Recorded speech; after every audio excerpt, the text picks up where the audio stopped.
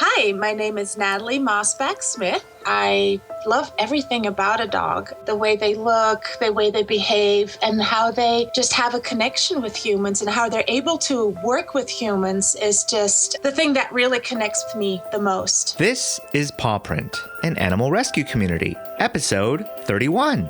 I'm Harold Ree. And I'm Nancy Ree. Today's guest is the amazing Nathalie Mosbach Smith. Natalie does a number of things. She's a dog walker, dog trainer, foster, mother, wife, and she has several dogs and cats of her own. A few years ago, she also co-founded a popular Facebook group focused on positive reinforcement training and rescue called Dog Connect SF Bay Area. If you want to learn more about Nathalie Mosbach Smith, go to our show notes at thisispawprint.com/31. That's the number 31. I'm a dog hiker and I love taking and capturing images of dogs. So I do photography on the side and I provide free photo shots for rescues and shelters if they need it. What would you say takes up most of your time? Right now, I love dog hiking simply because going out and about hiking with dogs is just awesome. I mean, for me, I'm not from here, so California has so much to offer, and just being out and about with the dogs in the parks and preserves here to enjoy nature and exercise on top of that, and I actually get paid to do that, that is for me just the best thing, and that takes up most of my time. I do that usually between 9 and 3 p.m. during the day, and then in the afternoons and the weekends I do some dog training or photography. So you are really 7 days a week. Yes, right now it's 7 days a week. I know it sounds a lot, but the dog hiking is basically part-time. I usually spend 4 to 5 hours a day because I do have 2 kids at home. I love it. This is definitely, I mean, I get to work with dogs, so that's definitely my life. So you have 2 kids, and any animals of your own? Yes, I have 4 dogs of my own. I currently have a foster dog on top of that and 4 cats. Wow. So 9 animals, I mean, if you want to say it, 9 animals, 2 children. And a husband. Is your husband potty trained, hopefully? Yeah, we're doing our best. No, yes, he's definitely. The great thing is my husband shares my passion as well. And so we really team up. But his main job, he's a park ranger. He is often outdoors, but when he's off, we always spend time together. We hike together, participates in trainings, and he helps me with the photography. He's actually the one that got me into photography in the first place. So we have a lot in common, and we love to share that time together. And your kids, they love animals too, obviously. They help with the feeding. They help with the dogs. They help with the walking. Kids can play an important role in helping dogs overcome certain fears of kids, of yelling, screaming, running. So I will use my kids to help with those issues. So yes, they contribute a lot. How long have you been doing this, and how did you get started? 2007, I started the business called the Dog Hikers, and I was actually the first dog hiking service in the South Bay, San Francisco South Bay. I realized later the reason why, although we have a lot of dogs in the South Bay like we have in the rest of the Bay Area, there are a lot more restrictions down here, making it more difficult to walk multiple dogs, like the group walks, and everything's on leash here. So that's how when I got started, I started off with just having 3 dogs in the group, and right now I hike up to 6 because the laws still allow me to do so. And then I slowly rolled into the training, crossed over from traditional methods to positive methods, and have been engaged in the training world ever since. One way that we did meet was through this Facebook group that you started, or I think that you moderate. Can you tell us a little bit about the name of the group, how you started it, and all that? I just had started with the Donaldson Academy for Dog Trainers. And there was a group where we discussed about, helping people understand the various training methods. And there was nothing like that in our area. We had a lot of dog groups that focused on either rescue dogs or just sharing the love of dogs. But there wasn't a group that specifically aimed on education about the various dog training methods that are out there. So that's how we started the group. I actually started the group with Maureen, who is still active in the Dog Connect group. She, in the meantime, has grown with her Muzzle Up project and is being asked to present that subject everywhere. So we kind of split up that she focuses on that right now, and I completely focus on the Dog Connect group. It's a passionate group, well over 1,500 members.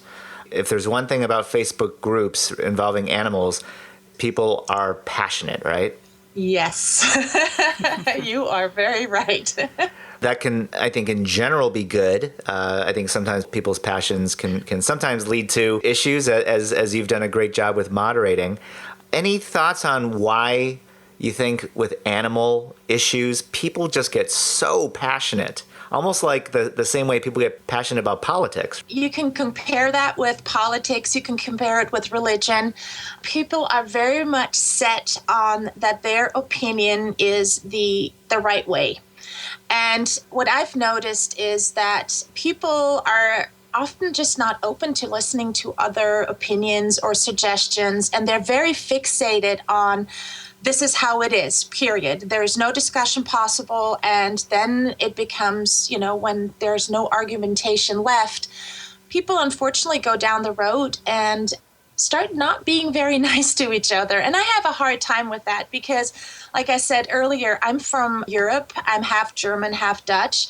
And we are very straightforward and direct. No matter what, we love discussions. We love to have conversations about this. But in the end, we always find a compromise. And I've noticed that whatever it is, it cannot happen. At least not when the discussion is about dogs and, for instance, rescues or spay and neuter. Certain subjects really touch the heart of a lot of people, and they're very biased about those subjects. Unfortunately, some of those discussions go down the wrong path. I mean, in general, your Facebook group, it's definitely what you would consider you focus on rescue, you focus on spay neuter, you focus on positive reinforcement in training. Even within that kind of general broad group, is it? Do you still find that people just can't seem to agree? Isn't it crazy?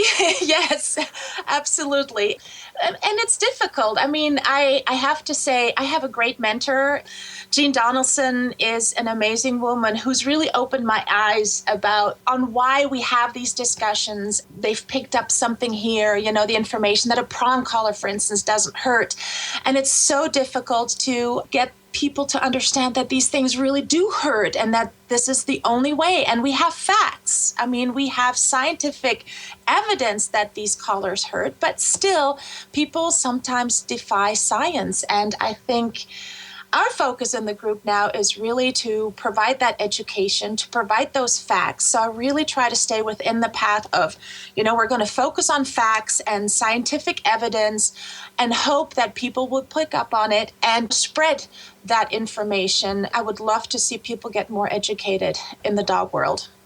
Away from controversy, your group also helps promote animal rescue. If there is a dog that is not getting adopted at a shelter or a lost dog, your group helps. We allow that. I tell people as long as it has to do with dogs and preferably local. For instance, somebody posts a lot of rescue dogs from the rest of California. And we have a group of admins and we discuss things, how we should proceed. And we decided eventually, yes, let's promote rescues, dogs that are up for adoption, dogs that have been around for a long time trying to find a new home. Allow people to post that, but let's try to just focus it locally because we are Dog Connect San Francisco Bay Area, which means we're local and we really want to support local rescues and local dogs. You're a big fan of the Jean Donaldson training. What kind of training do you offer? What would you say are some of the highlights of someone who gets trained in the Jean Donaldson method?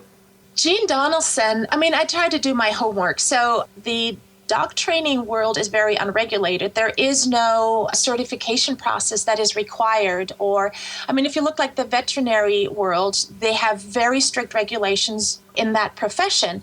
But in the dog training world, anybody can become a dog trainer. So eventually I decided, okay, I am going to head more down the dog training path. And so I did my homework. I looked at the various educational possibilities that are out there. I wanted to get a good education. And Jean Donaldson's academy really focuses on the behavioral part, which I love. It's very complex. The study takes about 2 years to complete. It has 4 semesters. We really go deeply into the behavioral part, into fear, for instance, aggression. It's just great to get so much more information about why dogs are fearful and what possibilities we have to work with those behaviors. When you do your own animal training, you mainly do it on the weekends, right? I assist in classes, and then in the weekends, I take privates. I'm very selective in the private sessions that I take. Otherwise, I refer out to my colleagues, some of my colleagues that work down here in the South Bay as well. I do as much as I can. Maybe you can share some stories of animals that you've come across in the past that have inspired you or that you just remember. I think every dog that crosses my path inspires me in one way or the other. I've come across dogs, and I think the dogs that have left this life in a way that I hope they wouldn't. Let me make that more specific.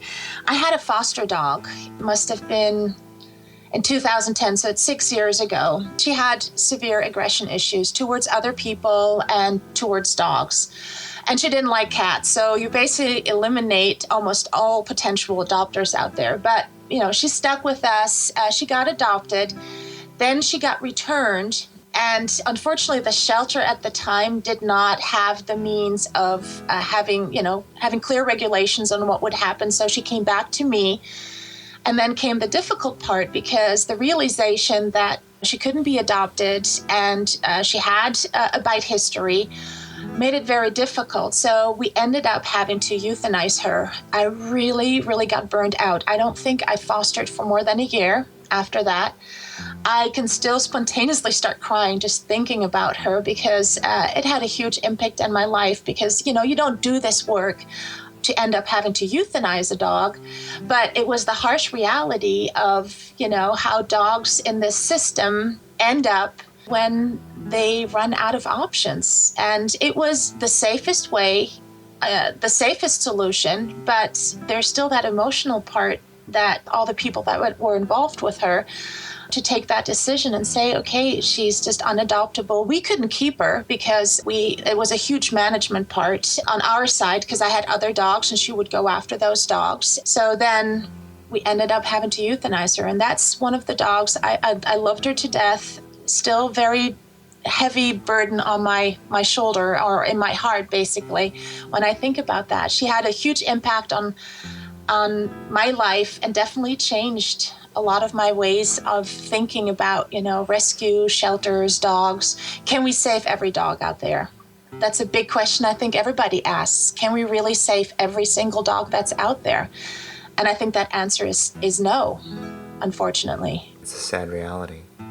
It's a very sad reality, yes. You've shared some Facebook posts of a particular dog who you've started, in a sense, a bucket list. You want to maybe talk more about this dog? Yeah, so he's my dog, Chewie, and we got Chewie in 2005. He's been an incredible dog. He was very close to being a perfect dog, and I know that's not possible, but this dog, he was a sweet puppy, got along with everyone, every dog. He's never shown any kind of aggression, but he was a very, very sick dog from the beginning on. So there, my realization, being from Europe and being very uneducated on how things work in the United States, I purchased a dog from a backyard breeder. The only reason we ended up purchasing from a backyard breeder is because my kids were too small, and we were eliminated from a lot of rescues from adopting because I still had small kids at the time. They were, they're about 3 and 5. No, they were 5 and 7. So some rescues had the requirement of being either 6 or 10 years old to be able to adopt through them. So we got Chewie, and Chewie's had a great life. He was the one that actually started my business, my dog hiking business, because he was born with no hips. He doesn't have a ball and socket on both sides. And the vet said, okay, I've never seen this before. It's not impossible to continue a good and healthy life, but she said to keep him very lean and to keep him exercised. And so I started hiking my dogs every single day, which is not a big problem because I do live in the middle of a preserve, and the hiking trails start at the bottom of my driveway. So that was definitely not a difficult task to do. And so eventually I thought, you know what, I should start a business around this. I mean, I'd been a full-time mom for a long time, and I thought, maybe I can turn this into a business. And so Chewie was my inspiration to start the Dog Hikers. So he's 10 and a half now, and he was unfortunately just diagnosed with cancer. And we have no idea how long he has to live because he has a very aggressive form. And I don't know how to pronounce it in English correctly, so I do apologize the name of it, but it's Hemangiosarcoma, a very aggressive form of cancer. And they removed a mass, and basically since then, it could be any time now. Another mass is probably growing as we speak. And if that mass bursts, then basically that will be, unfortunately, the time to have to let him go. But right now he's doing really great. We're still taking out him hikes and playing with him. He's having fun. You wouldn't think that he is terminally ill. But I did make a bucket list. So the bucket list was to take him to all the places that he loved. And I have a lot, so I'm really busy doing that right now. But yeah, just for him to visit those places one more time before he leaves this world. What are some of his favorites? His favorites are beach, of course, which I don't have close by, at least not where I can have him off leash. So we used to go to Fort Funston, Carmel, and Tahoe. We love Tahoe as well, so we hope to get up there before he gets too sick. Unfortunately, right now I'm in a very busy time, so I'm hoping to get at least a day off that I can go and take him to Tahoe so he can enjoy the snow one more time. You're very heavily involved in animal rescue, and part of doing that is dealing with injury, sickness, euthanasia, very, very tough things to deal with. And what keeps you going? That's a very good question. I think working and being a volunteer in rescue, but working with dogs on a day-to-day basis, it's a very tough world because you're dealing with a lot of emotions. The burnout rate in our industry is also very big. That includes the volunteers who get too involved, too emotionally connected, and burn out. You lose these volunteers over time. What keeps me going is, I try to implement some breaks in the volunteer work or in my job even once in a while, just to give me a little break to regain some energy and just try to remember that it is a tough world to be part of. And you're doing these for animals who don't have a voice.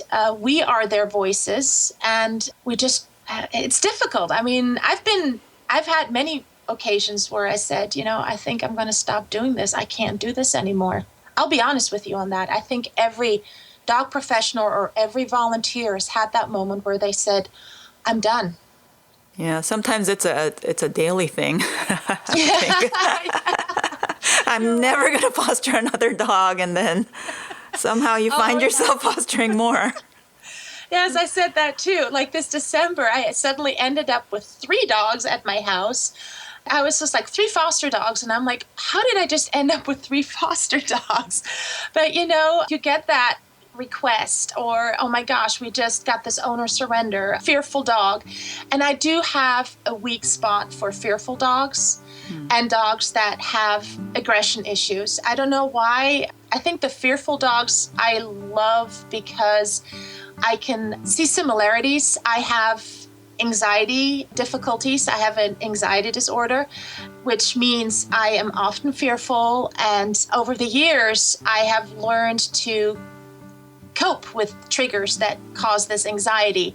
But dogs just don't have that possibility. So we as trainers then come in and help these dogs. So I think I can relate to dogs that have fear issues or anxiety related issues. And I love helping them.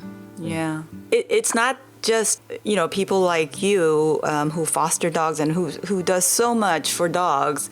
It's not like you're the only one giving to them. They give so much back in return, Yes. don't they? Oh my goodness, they give so much back in return. And every dog that has come through the door of our house and who's left finding a new home, it's so rewarding. It's really that moment when they leave the house and go to a new home. And, I think I'm in contact with about 95% of the people who adopted from me or whose dogs, I fostered and then they ended up going into a new home.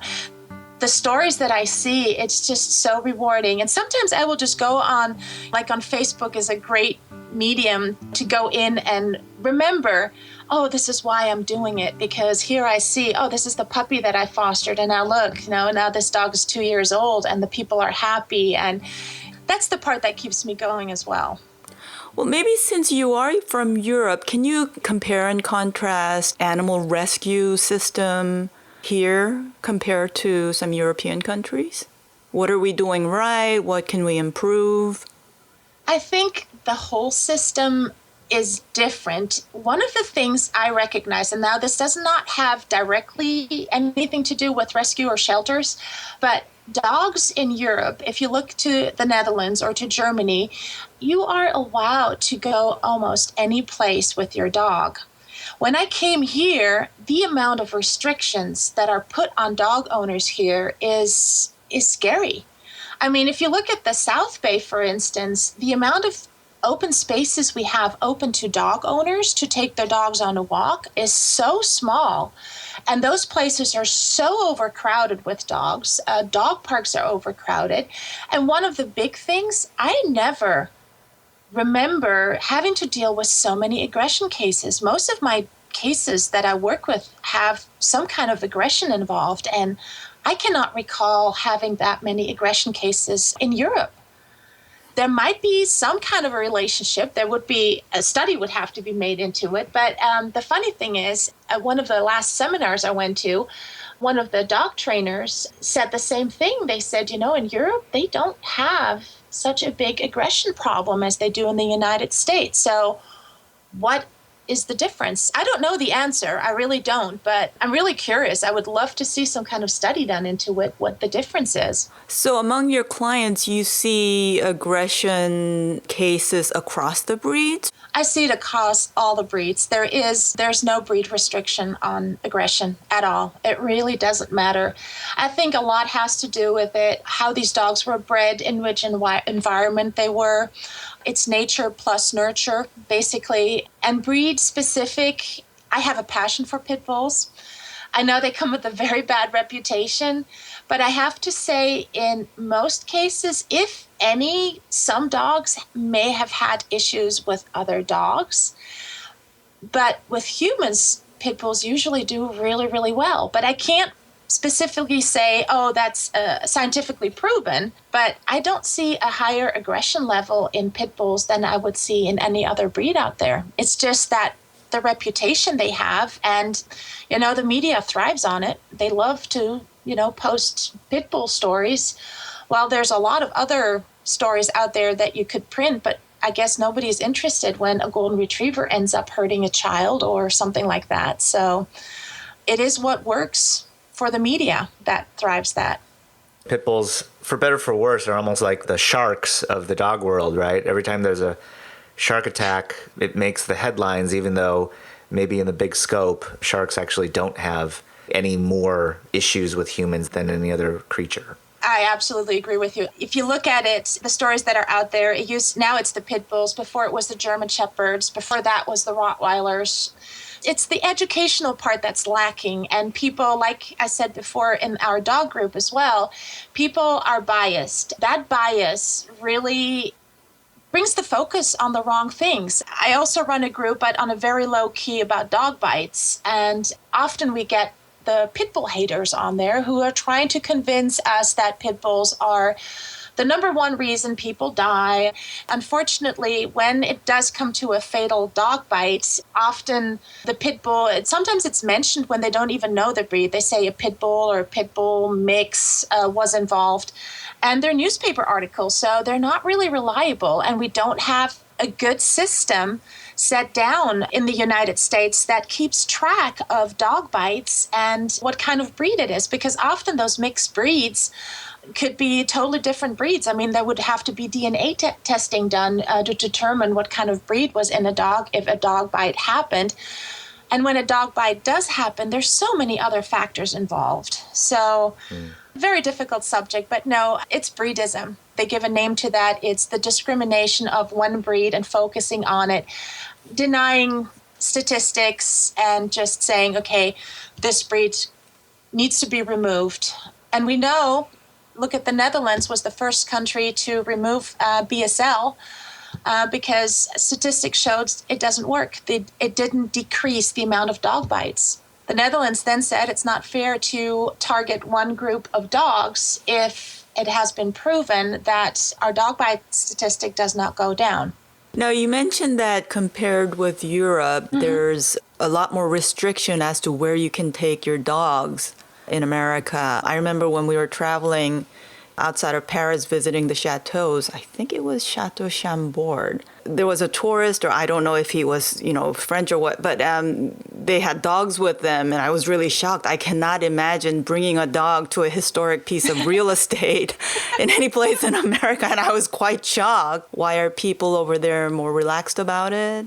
That's my opinion. I think here it's because of liability. Those restrictions are implemented because I would say that the United States is very sue happy. If something happens, I'm going to sue you in court.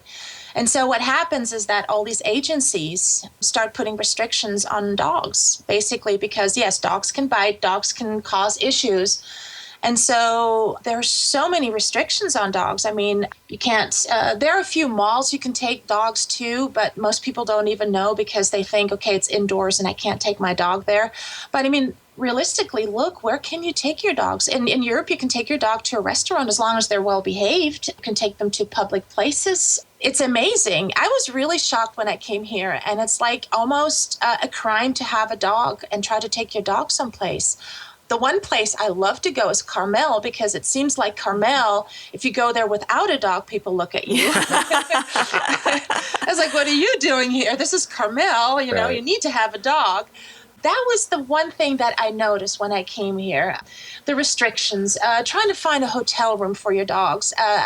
We got lucky. We had 2 retrievers in the beginning when we started off with a lab and a golden retriever. So luckily those are, for a lot of people, they think they're friendly dogs, which is not the case either because my lab has fear aggression. So she doesn't, she's aggressive towards other dogs. Oh, you've got retrievers, that's okay. But still, we still see a lot of restrictions. We have an RV, we go camping. I don't know how many campgrounds have breed restrictions on it. You can't take a pit bull, you can't take a Rottweiler, you can't take a Mastiff. So it's really discriminating against people who own certain breeds, and that saddens me. What are we doing right here? Look at the amount of movements we have right now with dog owners and professionals and everyone in trying to, at least keep our places right now open to dogs and keep the education going. I mean, I love the amount of education that's going out right now by various groups. So hopefully we can keep that energy and that focus and continue to do so. Well, let's rewind the clock. You want to maybe tell us about where you grew up and your journey from Europe to the United States? So I was born in Germany, but I didn't live there for very long. My dad was an expat. I don't know if that says anything, but that's basically he worked for a German multinational company. And every few years, we would be sent abroad. My dad then became the head of that company in a different country. I grew up in a system of international schools. Obviously, there was neither a German or a Dutch school. Usually they had British schools, international schools. So I grew up with a lot of different people, a lot of different cultures. My dad was specialized in communist countries. So, for instance, Romania, I think that was one of my best times that I can remember because I was in my I turned a teenager there. So a very interesting time, I think, for any person. And we rescued a dog off the streets in Romania. He had a huge impact in my life as well. I moved across Europe. I moved to Asia for a while. I lived in Hong Kong for a few years, and before moving back to the Netherlands. Then I moved to the United States, moved back to the Netherlands, and then eventually in 2005, I moved here for good, decided that it's time. I think I'm getting older. I need to settle, and my husband is American. And so for him, it's a lot easier as well to stay here because, learning German or Dutch, even though they sound similar, they're still two different languages. We ended up deciding, okay, we're going to stay here in the United States, in California for now. And that's how I ended up here. You did a really good job of taking us across the world, really. I try to. I mean, I could tell you everywhere I've been, but... Did you always have pets growing up? I did. I had a passion for birds. Unfortunately, that passion stopped the moment my daughter was born. She ended up having allergies. We couldn't get the allergies to go down, so she had skin allergies and she had shortness of breath. It got to the point where we unfortunately had to rehome him. I had all different kinds of birds. The parrot was the last one, so I haven't had a bird since, and that's about I think 17 years ago because she's almost 18. I've had dogs and I've had cats throughout my life. What are your plans? What are your goals for the rest of this year? Good question.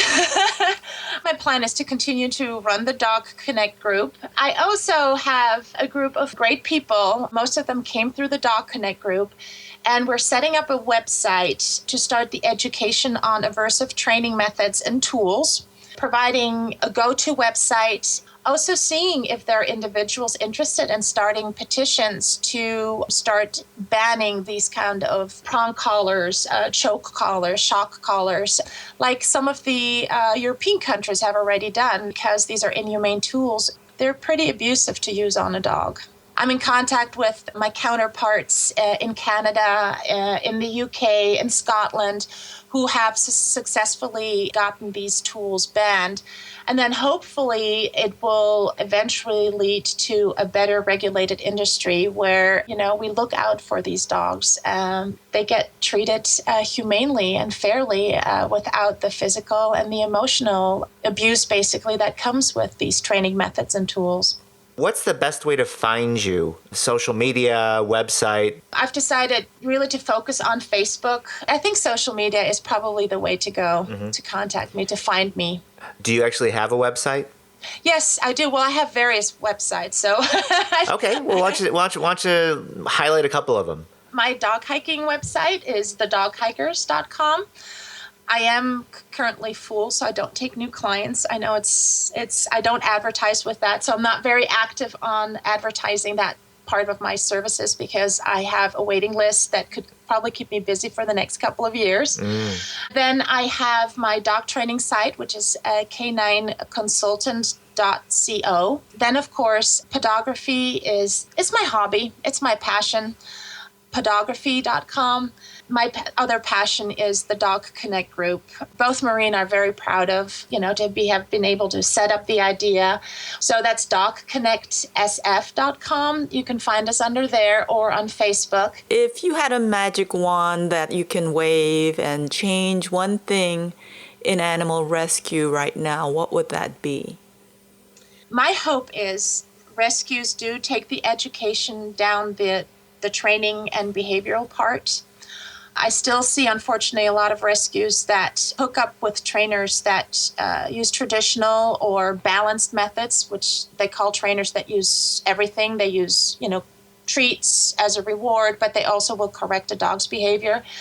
If I had that magic wand, I would love to see every rescue out there support humane training methods in a way that instead of hooking up with trainers that, use force, because you're in it to rescue a dog's life, you would hope that they would continue that education, place them in a good home, and if that dog does need training, not to send that dog by being exposed to methods that should definitely not be used on dogs.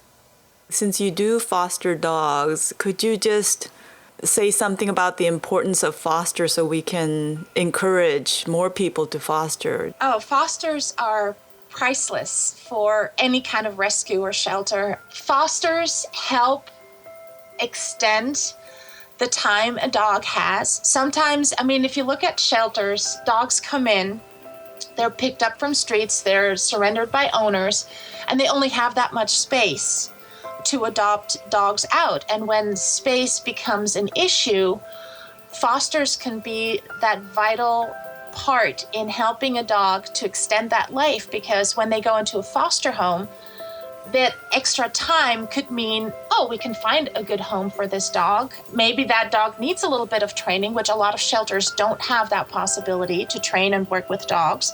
So being a foster is your very, very important part in the whole rescue world. Natalie's dog Chewie died in the month of March. Her final Facebook post reads, "He is gone. Rest in peace, my sweet angel." We want to say thank you to Nathalie Mosbach Smith for sharing her story. If you want to learn more about Natalie, go to our show notes at thisispawprint.com/31.